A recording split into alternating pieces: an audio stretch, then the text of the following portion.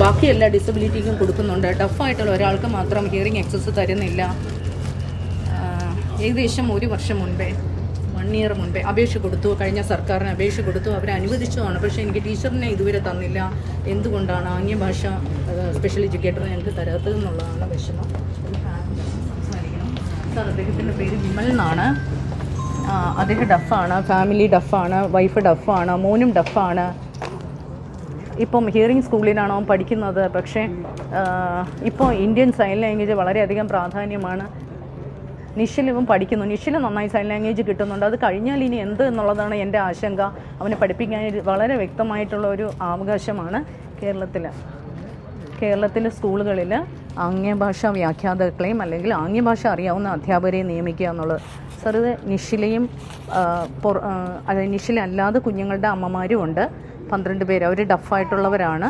അവരുടെ മക്കളാണ്. നമ്മൾ ഈ കോക്ലിയർ ഇംപ്ലാന്റ് കുറേ പേർക്ക് ആക്സസ് അല്ല. അവർക്ക് ശ്രവണനാഡിയിൽ അവിടെ കേടുവന്നത് കാരണം അല്ലെങ്കിൽ ബുദ്ധിമുട്ടുള്ള